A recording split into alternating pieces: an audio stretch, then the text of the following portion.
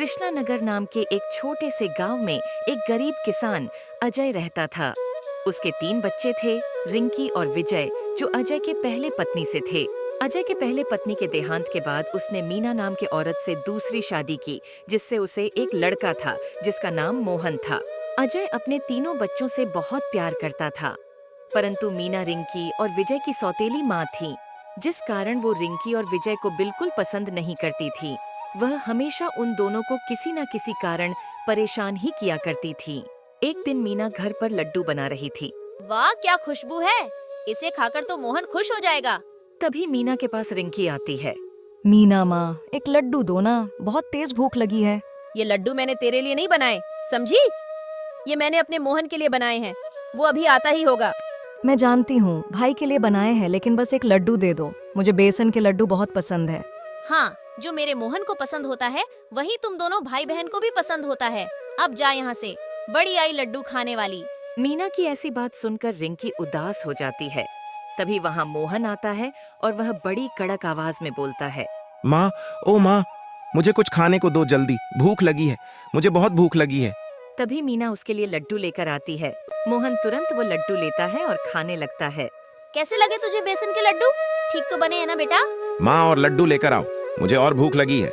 हाँ बेटा, अभी लाती हूँ, तेरे लिए ही तो बनाए हैं। देखते ही देखते मोहन बहुत सारे लड्डू खा लेता है। रिंकी वहाँ खड़े होकर उदासी भरी नजरों से देख रही थी। थोड़ी देर बाद मोहन के ज्यादा लड्डू खाने की वजह से उसे बहुत तेज पेट में दर्द होता है। दर्द की वजह से मोहन चिल्लाता है, ओई माँ, मर गया मैं तो, बहुत तेज पेट दर्द कर रहा है। क्या हुआ मेरे लाल को? क्यों चिल्ला रहा है? पता नहीं माँ, बहुत तेज पेट दर्द हो रहा है। ये जरूर उस मनहूस रिंकी की वजह से हुआ होगा। देखा नहीं, जब तू लड्डू खा रहा था कैसे घूर घूर कर देख रही थी। तभी मीना और जोर जोर से चिल्लाने लगती है। रिंकी, ओ रिंकी, कहाँ मर गई? मीना को चिल्लाते सुन रिंकी वहाँ आती है। माँ, आपने मुझे बुलाया क्या? अरे देख, तेरी वजह से मेरे लाल के पेट में दर्द हो रहा है। जब मीना रिंकी को भला बुरा बोल रही थी, इतने में विजय वहाँ आ जाता है। क्या हुआ मीना माँ, क्यों डांट रही हो रिंकी को? क्या किया है इसने? देखो, आ गया रिंकी का चमचा। जब देखो तब बहन की तरफदारी करने आ जाता है। बड़ी जल्दी खाना देकर आ गया तू। खाना बाबा को ही देकर आया है या रास्ते में बैठकर खुद ही खा आया है? नहीं माँ, मैं बाबा को खाना देकर ही आया हूँ। रास्ते में रामू काका मिल गए थे तो उनके साथ उनकी बैलगाड़ी में बैठ गया था, इसलिए जल्दी आ गया। ठीक है, लेकिन तेरी इस बहन को समझा कि मेरे मोहन पर बुरी नजर न डाले। हे भगवान, न जाने कौन सा दिन होगा जब तुम दोनों से जान छूटेगी मेरी। मेरे लाल, चल तुझे वैद्य जी के पास लेकर चलूं। पता नहीं इन दोनों भाई बहन की वजह से क्या क्या दिन देखना पड़ेगा। इसके बाद मीना मोहन के साथ वहाँ से चली जाती है। भैया, मीना माँ बहुत बुरी है ना। वो केवल मोहन से ही प्यार करती हैं, हम दोनों से बिल्कुल भी नहीं करती। अगर हमारी माँ होती तो वह भी हमें ऐसे ही प्यार करती। मैं मीना माँ की शिकायत बाबा से करूंगी। नहीं रिंकी, ऐसा नहीं कहते। अब मीना माँ ही हमारी माँ है। उन्हें थोड़ा गुस्सा ज्यादा आता है ना, बस इसलिए ऐसा बोलती हैं। तुम बाबा से कुछ मत कहना, वरना वो दुखी हो जाएंगे। ठीक है भैया, अगर आप कहते हैं तो नहीं कहूंगी। अगली सुबह अजय अपने घर आता है। उसके सिर पर चोट लगी होती है।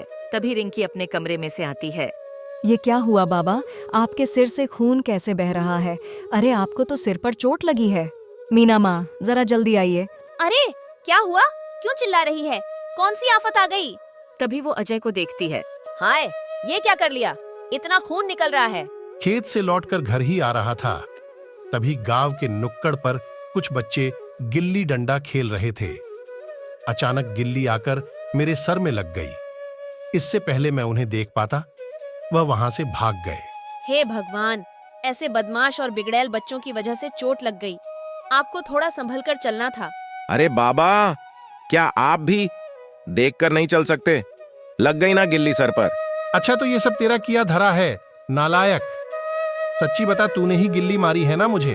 बाबा, मैंने तो गिल्ली आराम से ही उछाली थी, आप पता नहीं कहां से बीच में आ गए। अब इसमें मेरी गलती थोड़ी ना हुई।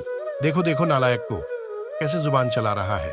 अरे हो गई होगी गलती, आप तो मेरे लाल के पीछे ही पड़ गए। तभी रिंकी अंदर से दवा लेकर आती है।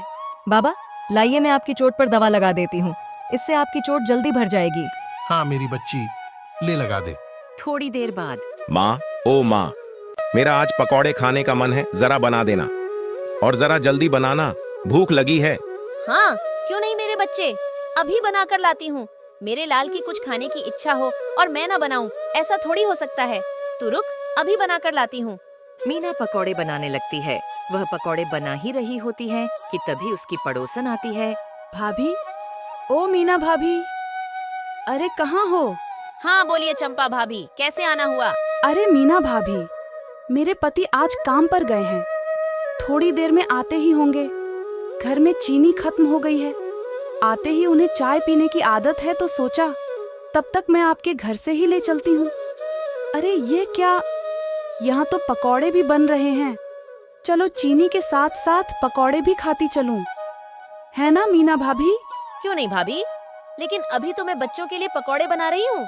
चलो कोई नहीं, तुम मुझे बस चीनी दे दो। यह सब बातें रिंकी और विजय सुन रहे थे। उसके बाद रिंकी और विजय उन दोनों के सामने से गुजरते हैं। अरे बच्चों, देखो तो आज तुम्हारी माँ ने तुम्हारे लिए क्या बनाया है। आ जाओ, पकौड़े खाकर देखो, कितने स्वादिष्ट हैं। सही कहा ना मीना भाभी? अरे हाँ हाँ, बच्चों के लिए ही तो बना रही हूँ, खा लो बच्चों। रिंकी और विजय दोनों मीना को एक नजर देखते रहते हैं। अरे देख क्या रहे हो, आ जाओ। उसके बाद दोनों पकौड़े खाने लगते हैं। मीना दोनों को बड़ी हैरानी से देखती है। पिंकी और विजय को पकौड़े खाते देख मीना मन ही मन सोचती है, अरे बस भी करो नालायको, सारे पकौड़े खा जाओगे क्या? मेरे मोहन के लिए तो छोड़ दो। लगता है ये दोनों तो कुछ भी नहीं छोड़ेंगे। अच्छा मीना भाभी, राजू के पापा आ गए होंगे, अब मैं चलती हूँ। वह घर पर मेरी राह देख रहे होंगे। हाँ हाँ ठीक है भाभी। रिंकी और विजय बहुत भूखे थे और अपनी तेज भूख के कारण दोनों सारे पकौड़े खा जाते हैं। बहुत चालाक बनते हो ना तुम दोनों। उस चंपा के सामने तो मैं तुम दोनों से कुछ कह नहीं सकती थी, वरना वो यह समझती कि सौतेली माँ दोनों बच्चों को परेशान करती है। लेकिन सजा तो जरूर मिलेगी। आज से 2 दिन तक तुम दोनों को खाना नहीं दूंगी, तभी तुम दोनों की अक्ल ठिकाने आएगी। अगली सुबह अजय मीना से कहता है, मैं किसी काम से शहर जा रहा हूँ, तुम रिंकी और विजय का ख्याल रखना। अरे रे, चुप करो तुम। कहना क्या चाहते हो? तुम्हारे पीठ पीछे मैं उन दोनों को तंग करती हूँ? सौतेली हूँ ना, इसलिए मुझे ताना दिया जाता है। अरे भाग्यवान, मेरे कहने का मतलब वो नहीं था। तुम बिना बात का पहाड़ बना देती हो। अच्छा, अब मैं चलता हूँ। इसके बाद अजय वहाँ से चला जाता है। उसी शाम रिंकी मीना के पास आती है। मीना माँ, मुझे और विजय भैया को बहुत तेज भूख लगी है, कुछ खाने को दो ना। नहीं, बिल्कुल खाना नहीं मिलेगा तुम दोनों को। एक दिन नहीं खाओगे तो मर नहीं जाओगे। अब जा यहाँ से, मुझे बहुत नींद आ रही है, मैं सोने जा रही हूँ। थोड़ी देर बाद मीना अपने कमरे में खर्राटे मारकर सो रही थी। तभी रिंकी और विजय चुपके से उसके पास आते हैं और उसे सोता देखकर दोनों रसोई में जाते हैं। अरे रिंकी, देख इस बर्तन में तो खीर रखी है, आजा दोनों यही खाते हैं। लेकिन भैया मीना माँ को पता चलेगा तो बहुत गुस्सा करेंगी। तू घबरा मत, अभी खीर खा, माँ से कैसे बचना है मुझे पता है मेरी प्यारी बहना।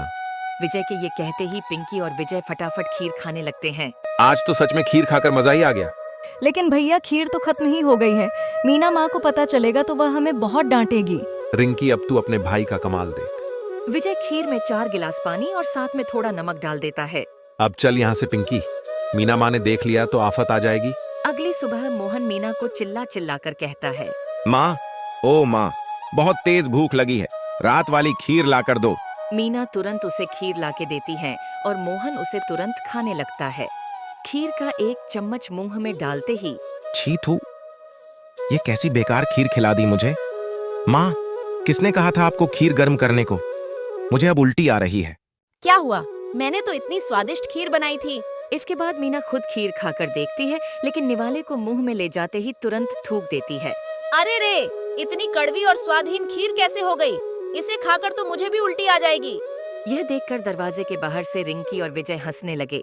तभी चंपा, मीना की पड़ोसन, वापस मीना के घर आती है। भाभी, ओ मीना भाभी, तुम्हारे लिए खुशखबरी लाई हूँ। तुम अक्सर कहती हो ना, तुम्हें बहुत अच्छा नृत्य आता है। तो हमारे गांव में नृत्य प्रतियोगिता होने वाली है। इनाम में मोटी राशि मिलेगी। मैंने उसमें तुम्हारा नाम लिखवाया है। गांव की सभी औरतें उसमें हिस्सा ले रही हैं। ये सुनते ही मीना मन ही मन सोचती है, अरे रे, इस पागल औरत ने ये क्या कर दिया? मुझे तो नृत्य आता ही नहीं। इसे तो मैंने ऐसे ही बोल दिया था। क्या करूंगी अब मैं? अगर मना करूंगी तो पूरा गांव में मुझ पर हंसेगा, सब झूठा कहेंगे। हाँ हाँ, क्यों नहीं भाभी, मुझे तो नृत्य में महारत हासिल है। कोई भी मेरे सामने टिक नहीं पाएगी। हाँ, तुम देखना अब। हाँ, क्यों नहीं भला। अच्छा, अब मैं चलती हूँ। इसके बाद चंपा वहाँ से चली जाती है। चंपा के जाने के बाद मीना सोचती है, चंपा से तो मैंने बोल दिया कि मुझे बहुत अच्छा नृत्य आता है, लेकिन वास्तव में तो मैं नृत्य करना जानती ही नहीं हूँ। चलो खैर, अब जो भी हो, समय निकालकर थोड़ा अभ्यास ही कर लेती हूँ। आखिर मैं किसी से कम थोड़े ही ना हूँ। इसके बाद मीना उलझुल नृत्य करने लगती है। देखते ही देखते अचानक उसका पैर मुड़ जाता है और वह जमीन पर गिर जाती है। मीना मोहन को आवाज लगाती है, मोहन बेटा, देख तो मेरे पाँव में चोट आई है, मुझे सहारा देकर बिस्तर तक तो छोड़ दे। अरे देख तो रहा हूं, इतना चिल्ला क्यों रही हो? छोटी सी तो चोट है। अच्छा, मैं चलता हूं, मुझे अपने दोस्तों के साथ खेलने जाना है। मोहन खेलने निकल जाता है। तभी रिंकी और विजय वहाँ आते हैं और मीना को चारपाई पर बैठाते हैं और उसके पैर में दवा लगाते हैं। अब कैसा लग रहा है मीना माँ? क्या अभी भी आपको दर्द हो रहा है? हाँ माँ, बताओ ना हमें, क्या आपको दर्द हो रहा है? मैं अभी वैद्य जी को बुला लाता हूँ। ये देखकर मीना का दिल पसीजने लगता है। मुसीबत आई तो मेरा खुद का बच्चा मुझे इस हालत में छोड़कर चला गया। हे भगवान, मुझे माफ कर देना। मेरे बच्चों, मुझे माफ कर दो। मैंने तुम्हारे साथ हमेशा सौतेली माँ जैसा ही बर्ताव किया। कभी तुम्हें माँ का प्यार नहीं दिया, लेकिन तुम सच में बहुत अच्छे हो।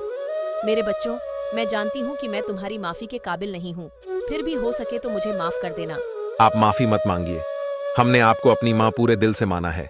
हम यह जरूर जानते थे कि एक दिन आप जरूर हमें अपना लोगी। हाँ माँ, हमने कभी आपको सौतेली माँ नहीं माना, अब आप ही हमारी माँ हैं। दोनों नन्हे बच्चों के मुंह से इतने प्यार भरे शब्द सुनकर मीना की आंखों में आंसू आ जाते हैं और वह दोनों को गले लगा लेती है। दोस्तों, इस कहानी से यह सीख मिलती है कि हमें हमेशा सबके साथ अच्छे से रहना चाहिए, क्योंकि हमारी अच्छाई से हम किसी का कठोर दिल भी पिघला सकते हैं। तो दोस्तों, इस प्रकार की और शानदार कहानी देखने के लिए चैनल को जरूर से सब्सक्राइब कीजिएगा।